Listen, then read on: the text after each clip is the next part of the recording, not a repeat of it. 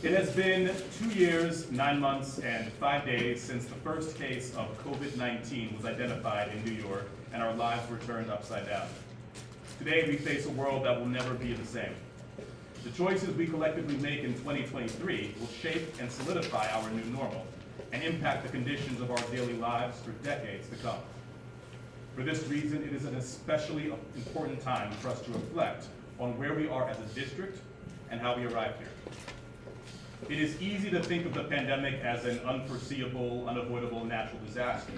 But while the virus itself may have been all of those things, the harm it caused most certainly was not. When the pandemic began, I was a math teacher at a middle school that, like most of the schools in Brooklyn, was severely underfunded. Our classrooms were already so overcrowded, they bordered on the legal maximum student-to-teacher ratio with virtually no safety margin.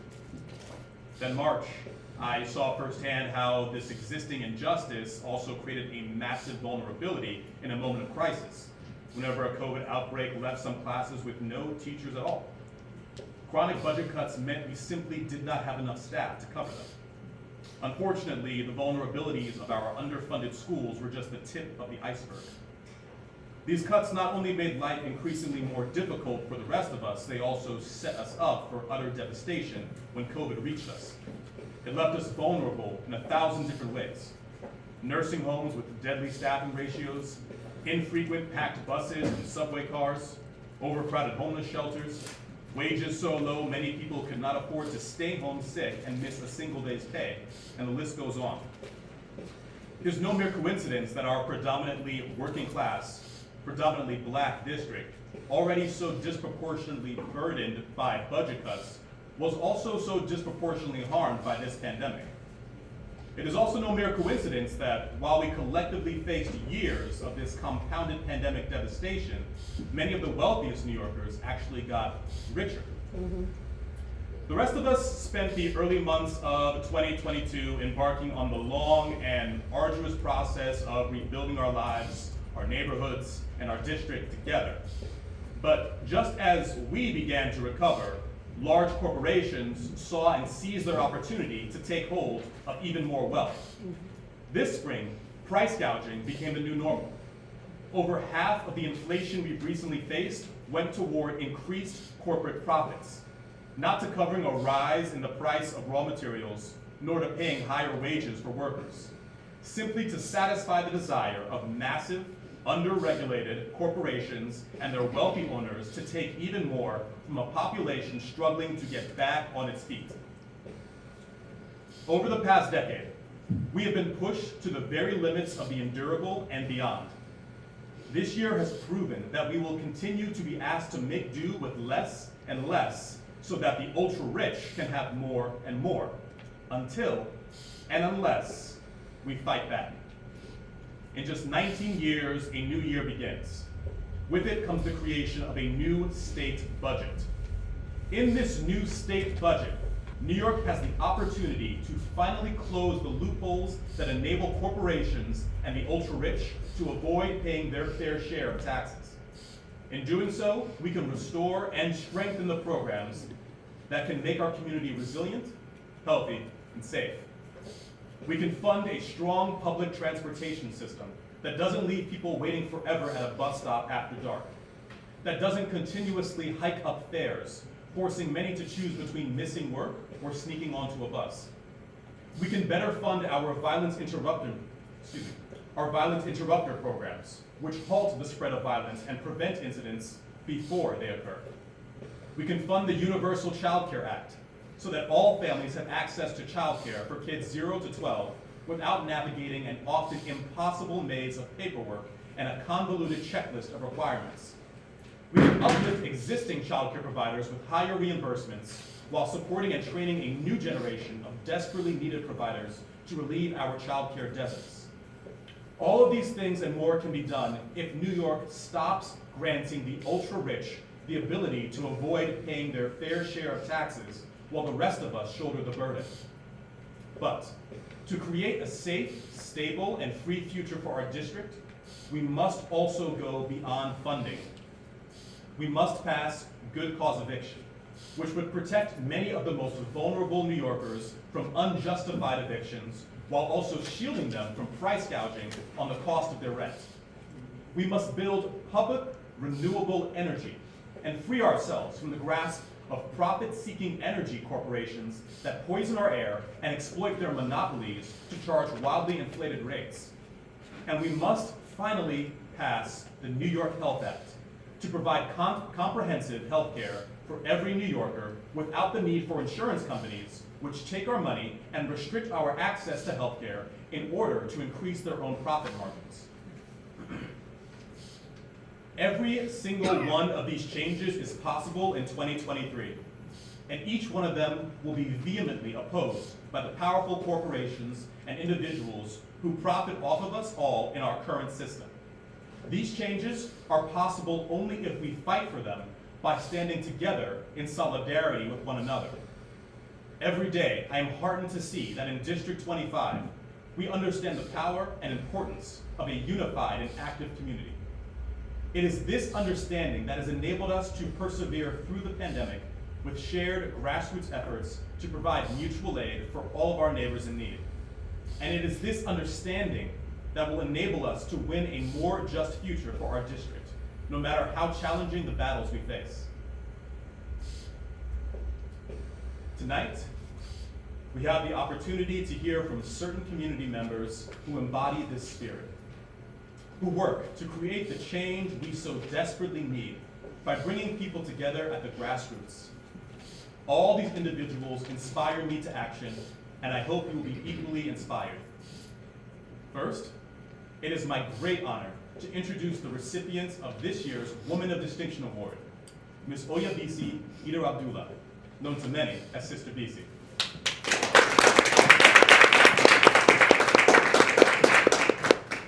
Sister Bisi is an organizer, an educator, a writer, a mother, and the co-founder and executive director of the Imani House.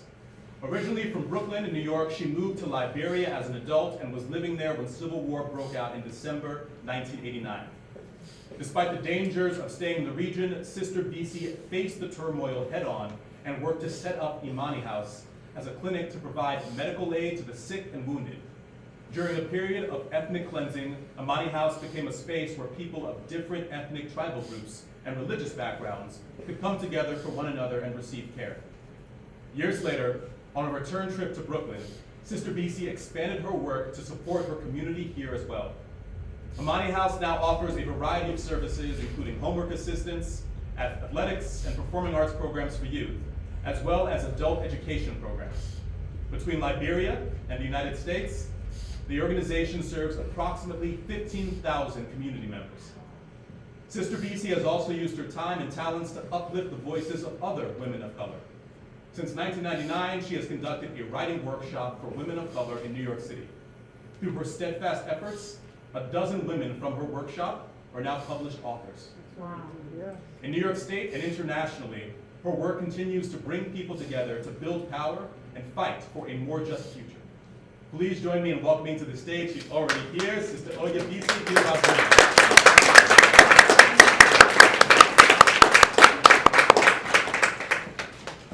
Okay, so I have 3 minutes, guys. Thank you all for coming. Thank you all for streaming this. This work is so important. I want to thank Senator Jabari Bridgeport. I don't know where he came from, but he's one of the few people that answers calls, that responds to you. When new people got into office, I began immediately to try to contact them because Imani House is an activist, but also a fundraising organization, and we need help many times because we are under attack many times because we are small and because we go against the grain.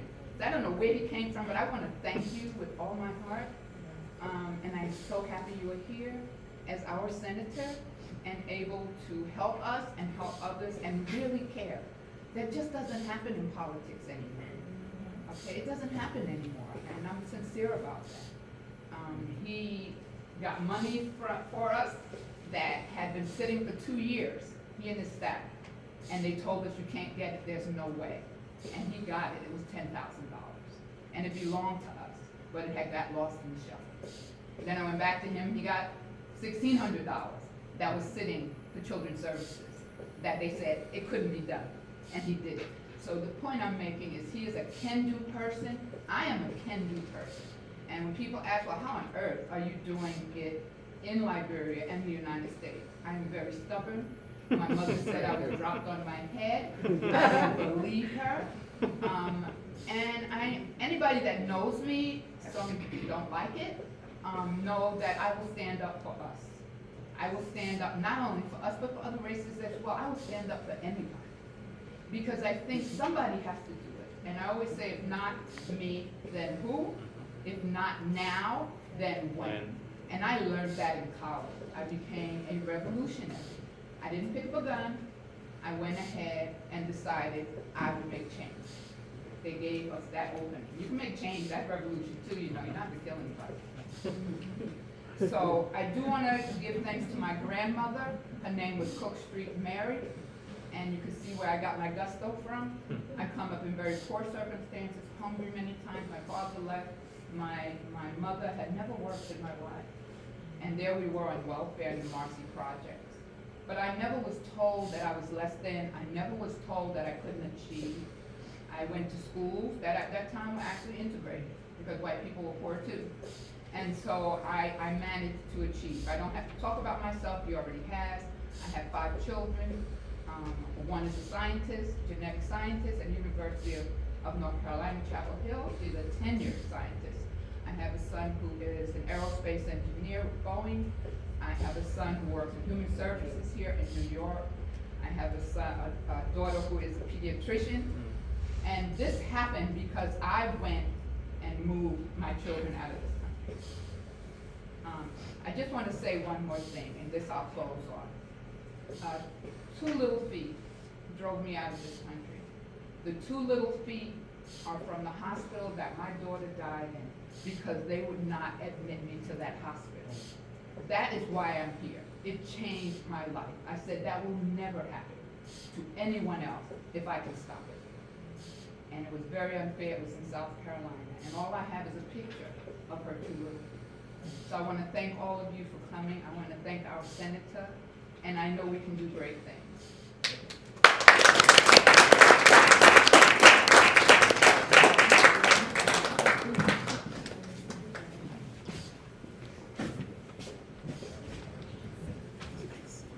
Good evening, everyone, and thank you for being here. My name is Maisha Morales, and I am one of Senator Jabari Brisport's constituent advocates. Today, I will be honoring Steve Colon. The harms caused by violent or oppressive systems often lead to the erosion of community stability and of social connections within a community. Having directly experienced the harms of such systems, Mr. Steve Colon has dedicated his time and energy to healing and strengthening his community through advocacy and direct service. He has taught and inspired others to do the same, spreading a spirit of mutual aid and empowerment. Steve Colon has served his community both in his role with Black Vets for Social Justice and as a volunteer and activist in his free time. We have an outstanding example to follow in his efforts to stand up for his neighbors, build community power, and win a more just future. Steve, thank you.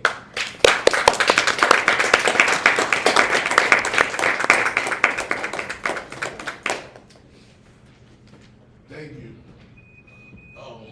Thank you for having me. Excuse me, my throat is sore. Senator Jabari, I just want to say I'm very humbled and honored to be here. I do the things I do because it needs to be done.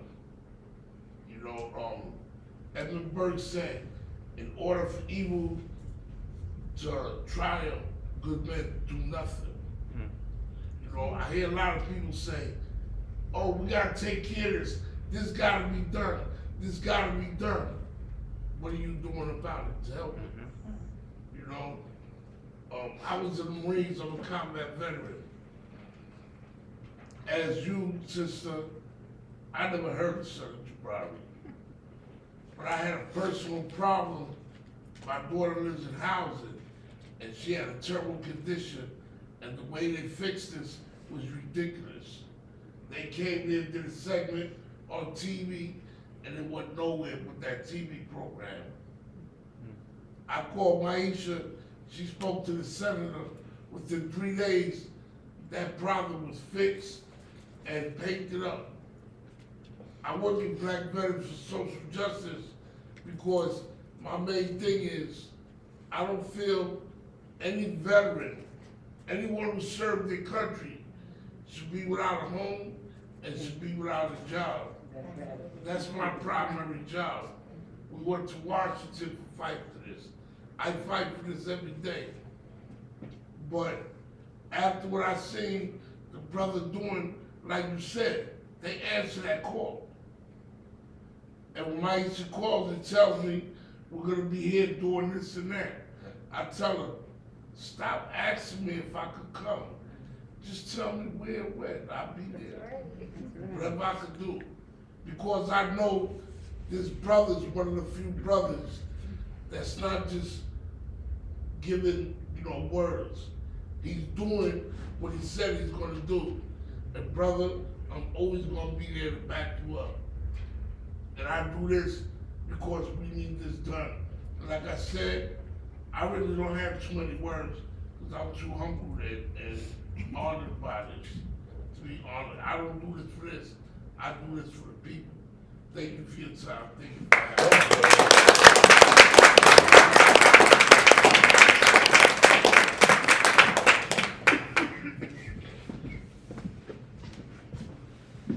Next, we're going to honor the Green Light Bookstore Workers Union, which is being represented tonight by Maritza Montañez and Alicia Lynn.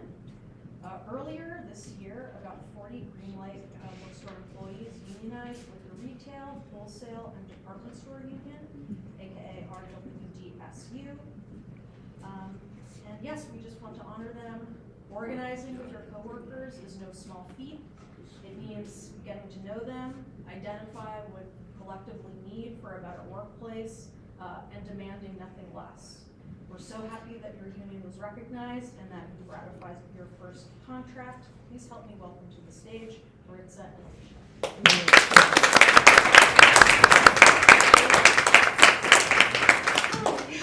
Thank you so much for having us here today.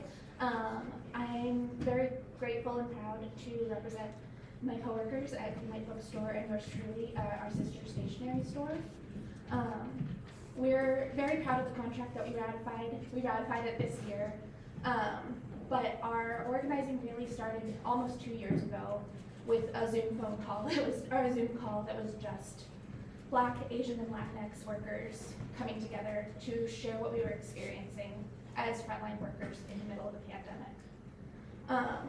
That phone call really laid the groundwork for everything that we did. It allowed us to identify what concerns we shared, what ideas we had to make our workplace better, and what we believed we could do to make those ideas happen. That all helped us get to our contract. I think even if we hadn't had such an efficient road to a contract, it's very unusual to get a contract so quickly.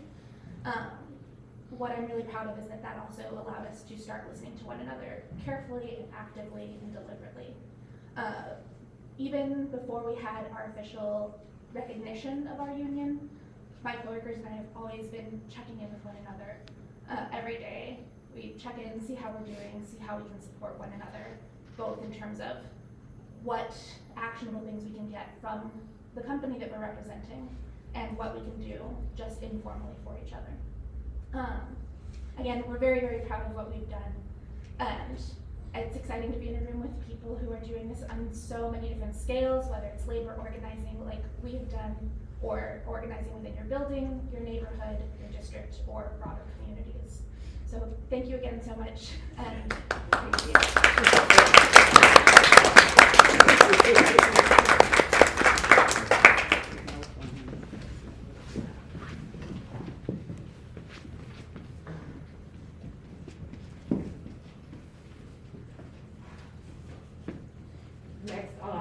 company will be Warren Street Houses TA.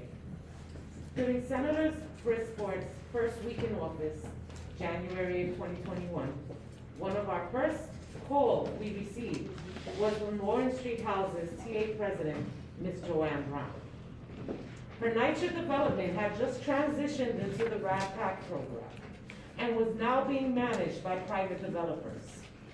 During this transition, many tenants, most who were seniors, started receiving eviction notices and transfer notices, informing them they had to move from their apartments into other privately owned Section 8 buildings across the city, basically displacing them from the communities where most of them have lived all their lives. Many experienced harassment and outright disrespect from the management company. The tenants brought this to the TA's attention, and Ms. Joanne Brown and Vice President Tiffany Brown jumped into action. They advocated for their neighbors and organized. They would not take no for an answer. Ms. Joanne Brown and Ms. Tiffany Brown have responded to this injustice with years of dedicated resistance, not only on their own behalves, but also on behalf of all their neighbors. And through this, they were able to keep their tenants in their homes, build a transparent relationship with the management company, and have them also provide social services for the tenants. They continue to diligently serve as president and vice president, respectively, of the Warren Street Houses Tenant Association. Their work has uplifted neighbors holistically, meeting needs ranging from food access to employment support, and strengthened the fabric of their community. Today, we honor you both for all of your selfless efforts. Thank you for your leadership.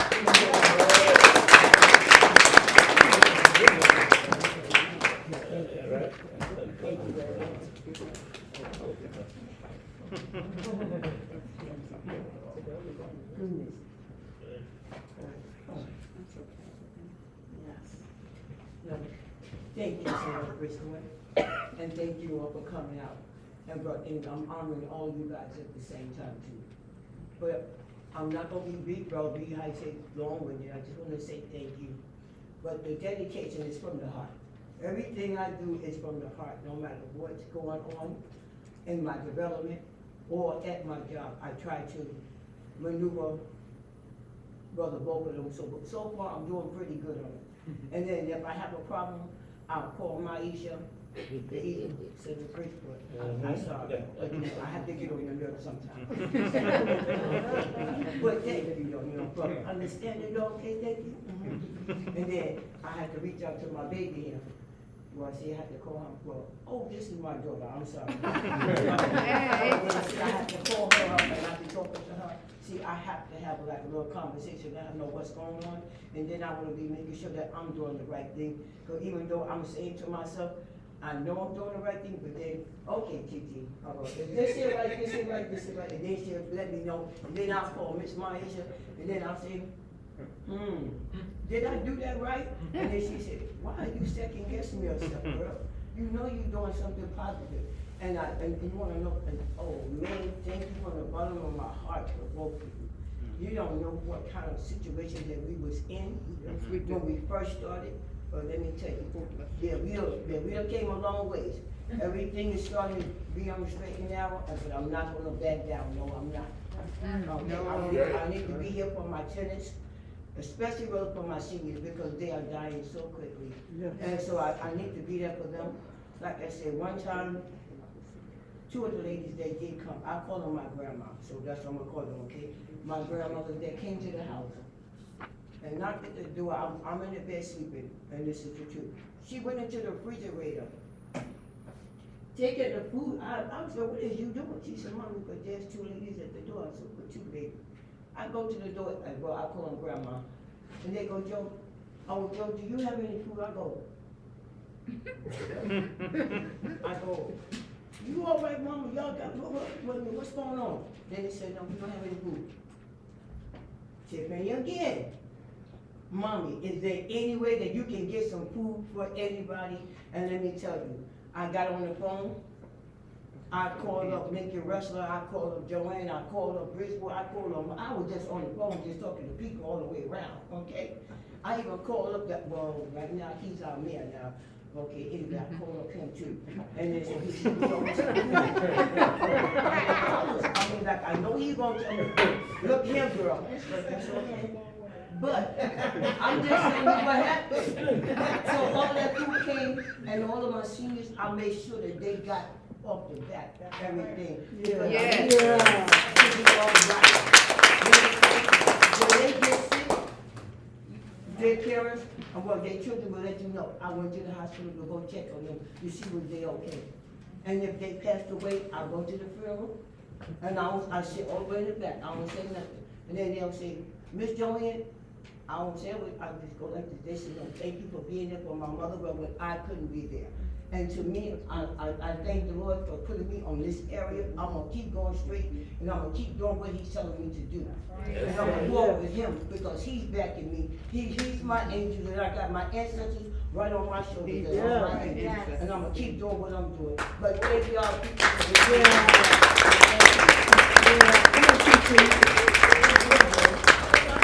Come on, TT. Yes, you do. Come on, TT. Great. Thank you. I do want to say thank you to everyone. My biggest motivation was Maisha and my mom. And Maisha introduced us to Senator Jabari, and I truly thank you. It's so important for us to see someone that looks like us, especially coming from our community. So often NYCHA residents are often misheard or misunderstood and overlooked. And I continue to say that because often we are overlooked. No one understands how often you have the working poor that lives there. There's a stereotype that's associated with residents of NYCHA, and it often, we're pushed off. No one wants to hear us.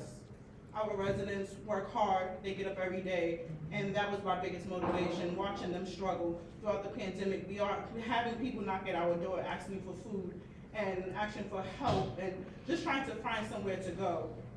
My passion comes from following behind my mother, her drive. I don't know where she gets it from.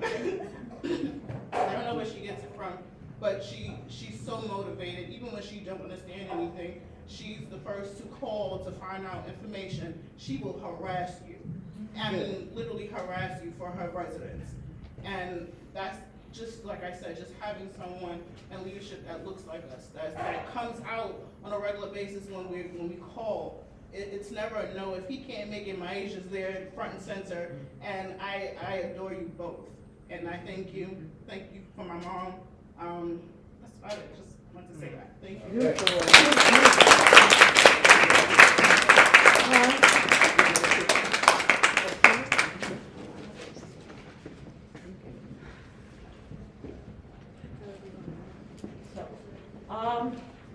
Our first year in office, not the first week like Ms. Brown, but maybe 6-8 months later, we received a call from a young man who was a neighbor that cared.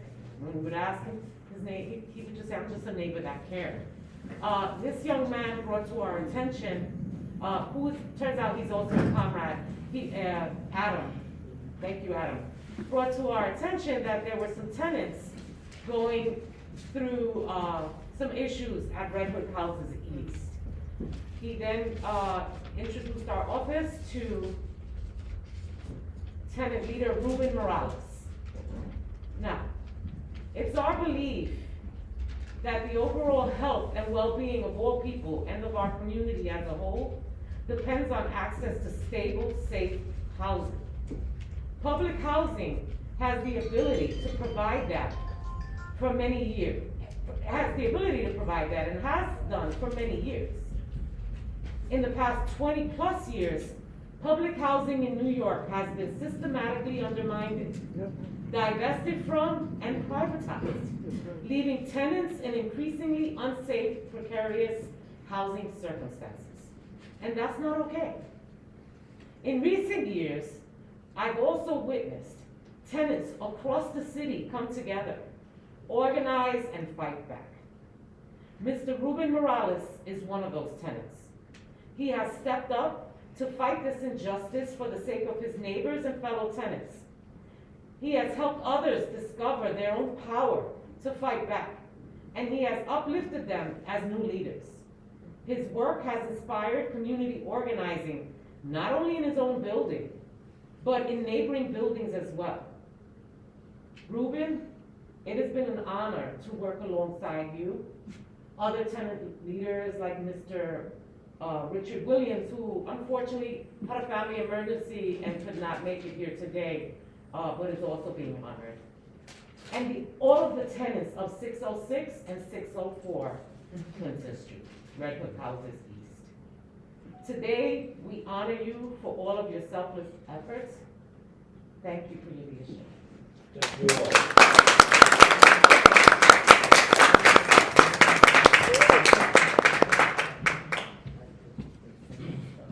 All this was made possible with the help and guidance of Senator Bridgeport from Brooklyn and his constituents in guiding me and showing me how to lead. I started off as one person myself. The next thing I knew, I had my neighbors join in. The next thing I knew, I had the whole floor. Slowly but surely, I creeped into the whole building. And this all I was doing, I started getting involved in the next building. A total of 60 families that had united and bring together as one voice. Yes, yes, yes. I can't believe I actually got that done in such a short time. But with good help, such as my campaign manager there, Adam, and my wife, through their strength, their knowledge, got me where I'm at. I just want to say thank you all for having me here.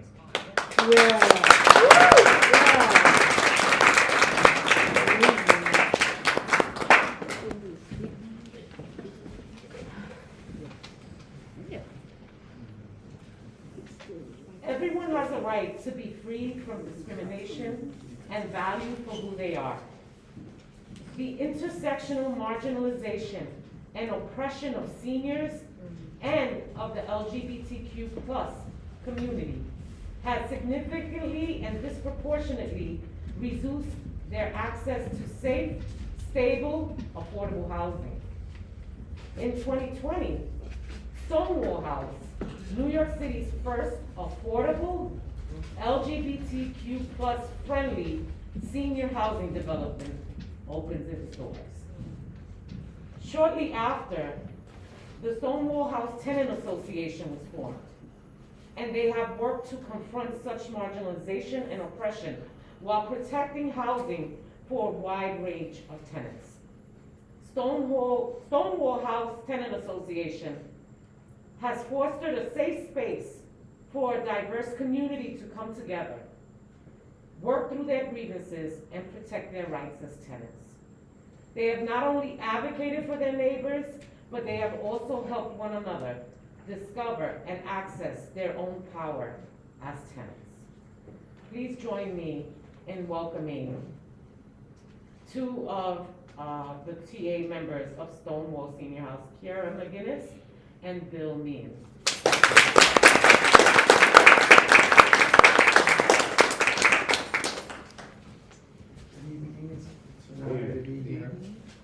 My name is Kieran McGinnis. I'm one of the co-chairs, there's four of us, of the Tenants Association of Stonewall House. I just want to read a little bit, acknowledge some people who are not here. So besides Bill and myself, there's also Mashad Kafi and George Berry, who unfortunately could not join us tonight, but it's truly a collective effort. We don't have a president, we have four co-chairs, we do everything as a group. Stonewall House is a unique experiment in, pardon me? Oh, sorry. Stonewall House is a unique experiment in affordable senior housing, and as we close in on our third year, I can safely add that it has been a very successful one, and hopefully a model to build upon. And I'd like to give thank yous to Michael Adams and Sage for their vision in conceiving Stonewall House as a home for LGBTQ seniors and seeing it through to completion. We are a diverse senior community from all walks of life, vibrant, engaged, and very much looking forward to what comes next. And now I'd like to introduce my co-chair, Bill Mean. Thank you. Sorry that we entered the stage differently from everyone else, but you know white men can't jump.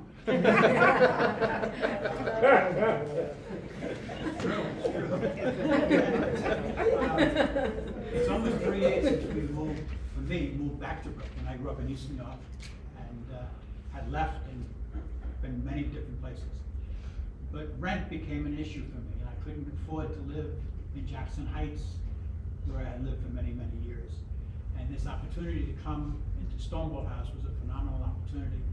But most of us that came, it wasn't just rent that when we got here that we were happy that we had a place to live. We wanted a community to live in. And we were maybe 3 weeks at most when masks went on. So trying to organize with all you saw was eyes was a very difficult thing. But we began to see that everyone was looking for the same thing. We came from very much different backgrounds. People said, this will never work. We had people formerly houseless people, we had NYCHA seniors, we had a gay community. This is not gonna mix. Well, it did. And it becomes an opportunity for us to look at us and say, this type of supportive housing is good and works and should be commended. From the very beginning, the senator, our assemblywoman, our councilwoman have been there for us on every issue that we needed help on. And for that, we're really, really happy. It's important for us to reach out to people because you can't do anything in this city without a coalition behind you. One voice is not enough, but many voices gets heard. And that's a lesson that all of you seem to have emulated in your own lives, and we're happy to be honored with you tonight. Thank you.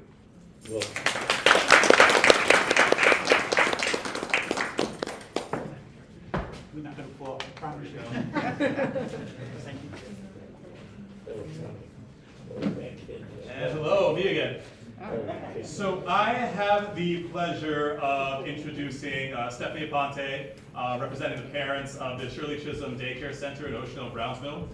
You know, childcare is an essential part of any well-functioning society, and access to quality early childhood education is key to solving our racial justice issues. Good wages for care workers are a gender justice issue, and yet due to underfunding the childcare sector for decades, New York has lost thousands of childcare providers since the onset of the COVID-19 pandemic. Stephanie Aponte and the parents at Shirley Chisholm Daycare said, "Not in my hood." So when they were alerted that 2 locations of their daycare center in Ocean Hill, Brownsville were slated for closure, Stephanie and the parents sprang into action. They organized together, alongside with the teachers, to raise their voices. They wrangled the legislators in the area, and thanks to their advocacy and many conversations with the community, with the board of directors, with the Department of Education and the Department of Health and Mental Health, Shirley Chisholm Daycare Center is still open today. Yay. And we're gonna fight to keep it open. I'll open share some remarks.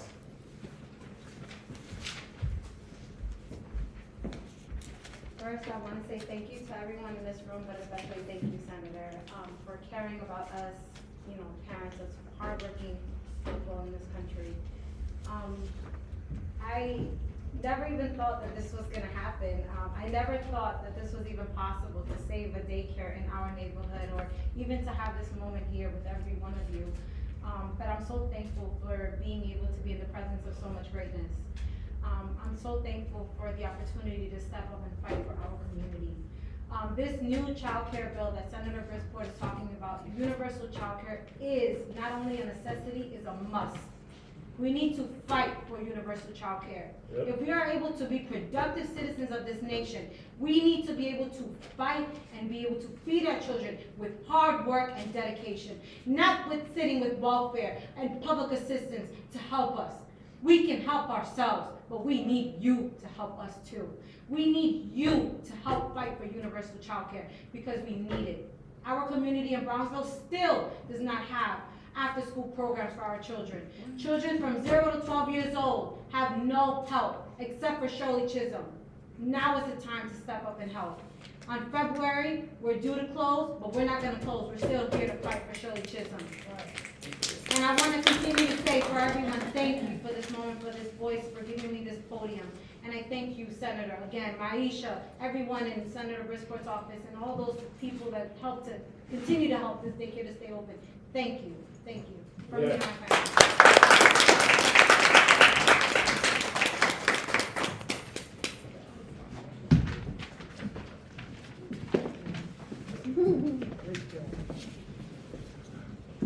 Good evening, everybody. My name is Fabian Rogers, and I'm one of the other constituent advocates in Senator Brisport's office. And I'm here to actually welcome Obi Afriye and Carla Sono to the stage. Obi and Carla, you've both been organizers who have been truly doing the work. You're on the ground as a part of the fight in a space that many others have shied away from. Our office is honored to shed the light on the progress you've made in Red Hook and how you've acknowledged, given purpose, drive, and vision to the youth of your community, which has long been well organized but lacking support and resources. We come here tonight to say, we see you, we uplift you, we encourage you to keep going. And as a fellow organizer against mass incarceration, I admire your tenacity, passion, and leadership. Again, joining our stage, Obi and Carla for tonight.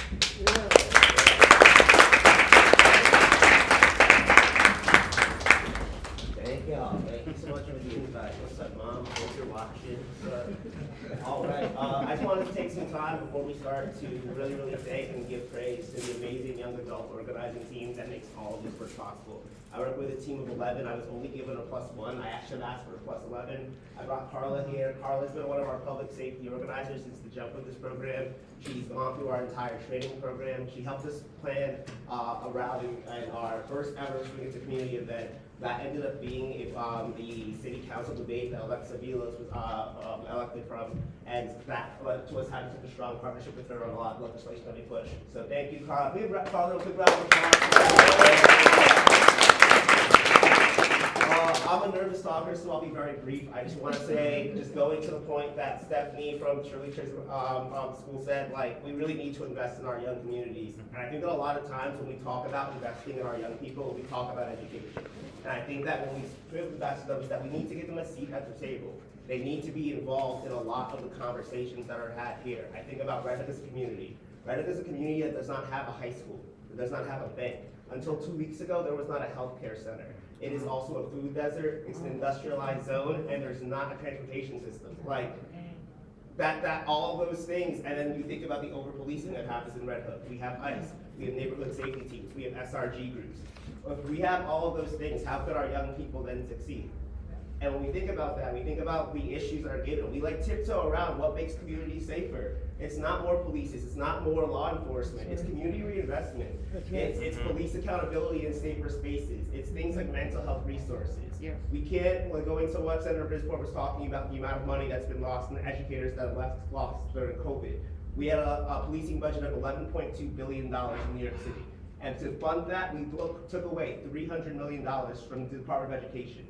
2,000 teachers were let go. That's right. How is that going to help our young people succeed? You know, and I'm all bringing this up to just think about what's been going on with the mayor's directive for involuntary treatment. The communities that this is going to affect the most are our young Black and brown people. Because we also don't get to have mental health conversations within our community, and there's not resources given to that as well.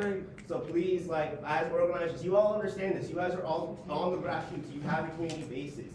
We need to be uniting our bases to fight for the most marginalized within our communities, because if we don't, no one else will. There's going to be a rally tomorrow at 12 p.m. At City Hall for the to just talk about and to denounce just what's going on with the mayor's plan. If you want to know more about it, please come talk to us. I really hope to see you all there. And thank you so much, like Senator Brisport and his team for like just working with us, because a lot of politicians, y'all know how it is. They talk the talk, you know?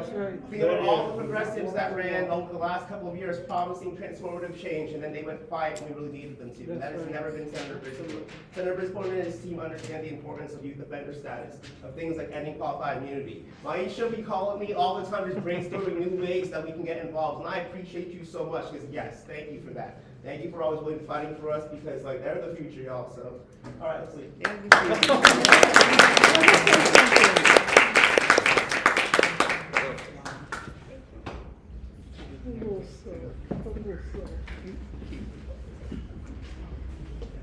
So again, evening up here again. This is the last one for the evening. During the pandemic, an entire generation of young people experienced trauma and isolation during crucial formative years. More people were pushed into poverty, and many of the caregivers and elders we relied on for guidance were taken from us. Our social structures have been fundamentally destabilized, accelerating the spread of violence like a second epidemic. In response to this, the New York State Legislature enacted the Community Violence Intervention Act, or CVIA, as a part of the budget for fiscal year 2021 and again for fiscal year 2022. This gun violence intervention program, grant program, is a modified version of Senator Zelma Maherie's bill, S 1049, which declares gun violence as a public health crisis and establishes grant programs within New York State Office of Victim Services, or OVS. As a result, Senator Brisport, our office of course, was able to grant $125,000 across fiscal years 2021 and 2022 to support community-based and hospital-based programs to address gun violence. Thankfully, despite chronic underfunding, Brooklyn is home to some incredible violence interrupters who provide rapid de-escalation in the immediate aftermath of a conflict and a range of other services to stop the spread of violence. These organizations and individuals who make them possible are living examples of doing the groundwork within this district to cure gun violence. So whether it be through public and personal health, building soft and hard professional skills among Black youth who are disproportionately impacted by community violence, or cultivating leadership through mediation and de-escalation through impacted communities, or even servicing families of both victims and perpetrators of community violence alike.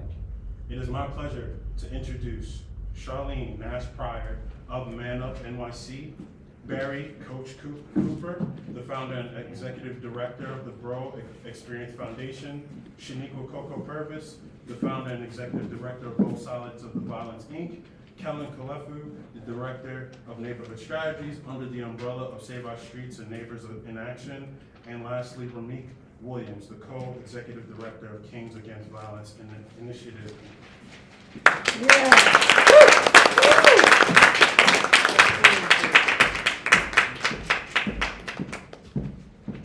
Good evening, everybody. Thank you so much, Senator Brisport, for having us. I'm, of course, Charlene Nash Pryor, and I'm part of executive management at Man Up Inc. Man Up Inc. was founded in 2005 by our founder and executive director, Andre Tubuti Mitchell, who recently has been appointed as the New York City gun czar by Mayor Eric Adams. Man Up Inc. has been in existence since 2005, fighting the good fight in our community. It all was as a result of the unfortunate and tragic killing of an 8-year-old in East New York. And Brother Mitchell, as we call him, began to do this work for the love of his community and the love of his people. And as a result, now 17 years later, our Violence Interrupters has been recognized as some of the premier violence interrupters in the city. We do this work that we can ensure that we stop violence in our communities, but in the interim, we are interrupting violence. We not only want to interrupt violence, but we offer our community residents and residents of New York City alternatives to violence. Throughout we have a myriad of initiatives where we offer wraparound services that community residents and our youth have an alternative to violence. It is our commitment, our long-standing and ongoing commitment to stop violence in our communities, because you know the Black and brown community is infected and affected, and the prevalence of violence is much greater there than anywhere else. So on behalf of Man Up, Senator, we look forward to working with you. We have offices throughout Brooklyn, and one of our newest offices is in your district. We are in Bedford-Stuyvesant, we are in East New York, we are in Canarsie. We work out at hospitals, we do after-school programs, summer camp, job development. We're inside of schools doing conflict mediation to stop the violence. So we are really committed to the work, and we look very forward to working with you, Senator. We also have here with me the director of our Cure Violence, our CMS team, and I really want to recognize him, Captain Richards. He's doing a wonderful job. So we thank you for this award, and we look forward to doing some work with you, Senator, and I know you're new. Let's get it.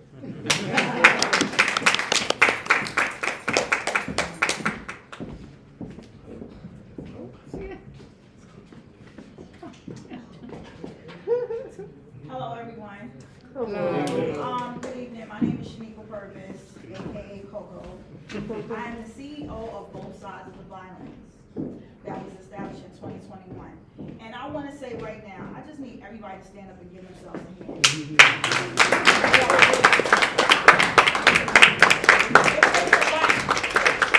takes a lot to service your community, to service where you live.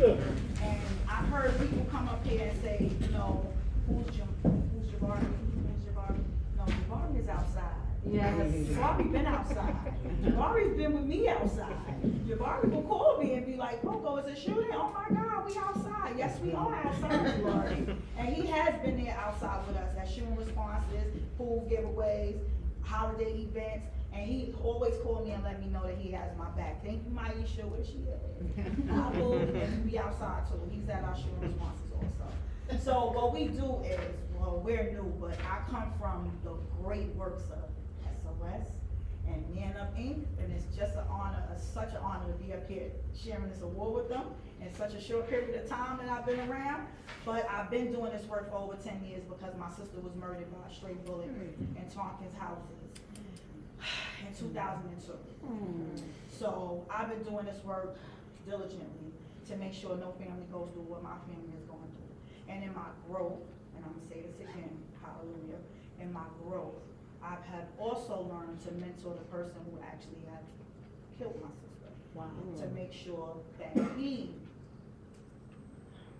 tells his story and make sure no other family goes through what he has gone through. So hence both sides of the violence. Both sides of the violence deal with victims such as myself, and we deal with perpetrators such as him, because what I learned in this work, in my growth, that perpetrators are victims too. Yeah. So we have to go to the root of the trauma. How did this happen? When did it happen? Why did this happen?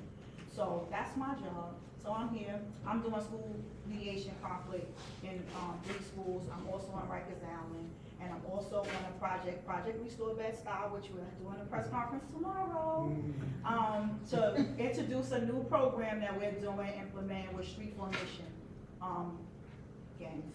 So to make sure that no other child, 1-year-old, 2-year-old, coming home from school would be shot or have their birthday party.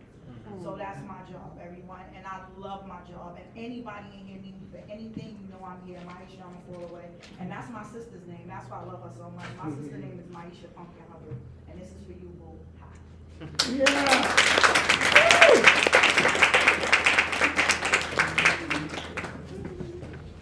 Black girls can jump.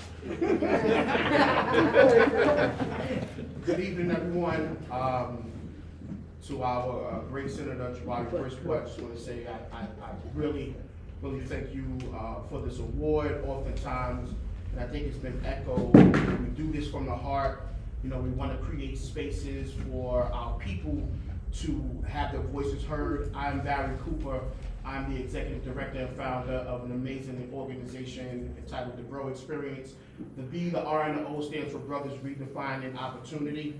And, you know, oftentimes when we use language, you know, being an educator, I think that is one of the reasons why I do the work that I do, because I want to detach this understanding that violence, when we think about violence, when we think about our community being safe, that black boys, right, are the perpetrators of that. So with the Grow Experience, we actually create spaces for our young men, because when they grow up in housing in NYCHA, they don't specifically have a place to go once they hit 14, right? Because everything is for younger people. At the Grow Experience, we create transformational spaces for our young men. We operate in Bed-Stuy, in Brownsville. They call me the Shark because you never really see me outside, but I'm in the spaces where young men actually reside, and we create cognitive spaces where they actually able to think about who they are in real time, how the society has impacted the decisions and the behaviors that they have,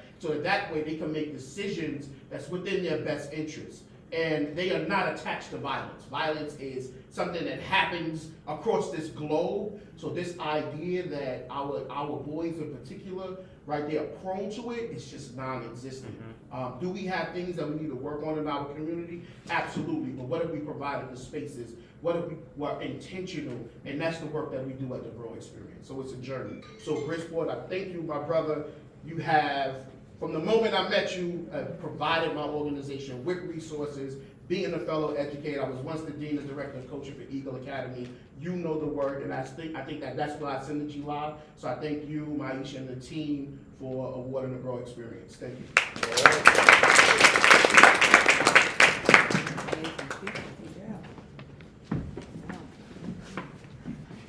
Peace, everyone. Feel like I have a homework assignment that I didn't do and it's not prepared for. So let's see how good I can do this. My name is Kelvin Kalefu. I'm the director of Neighbors in Action, demonstration project under the Center for Court Innovation and home for one of our flagship programs, Save Our Streets Brooklyn. Thank you, Senator Bridgeport and the team for this acknowledgement and this honor. I humbly accept that on behalf of the 27 staff members that we have that covers Bed-Stuy and Crown Heights to do the work.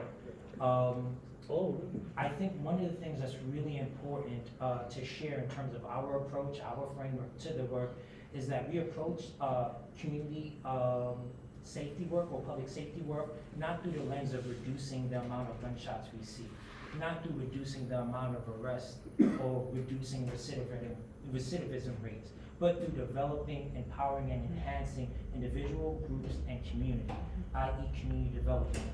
The SOS program, right, and our comrades that just spoke to you before are part of a collective that looks at these challenges and issues from a different lens, right? Oftentimes, we use a public health lens to approach gun violence. And some of the factors aren't just diminishing the symptoms, right? Because gun violence and loss of life are symptoms of a larger problem, but really going to the root of that. And oftentimes, what are those roots? Poverty, housing insecurity, food insecurity, connections and opportunities for people. And we really take this approach of we create safe spaces through the developments and the fortifications of people and spaces. We want to thank you and your office for making that investment in not the reductions of gun violence and shootings, but into the development and the upbuilding of community and people and spaces. And we hope that, you know, as we continue to move forward in this journey, in this marathon, as it's our time to hold the baton, to carry it forward and to push this work forward for the next generation, that we continue to invest in peace. We continue to invest in youth. We continue to invest in public spaces, because those are the pathways that create a safe environment community for all of us. So thank you so much.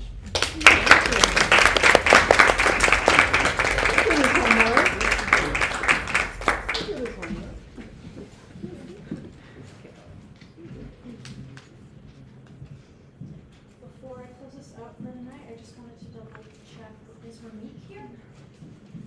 Ramik from Cobby? What? No, he's not. All right, well, that's our ceremony. Thank you, everybody, for being with us.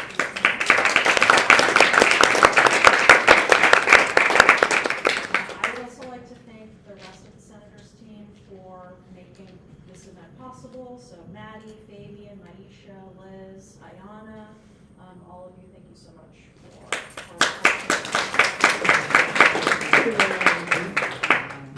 and Tatiana as well. I hope you're feeling better. She said she couldn't make it tonight. And yeah, that's a wrap. Thank you so much for being with us here tonight. And we'll see you soon. Yeah.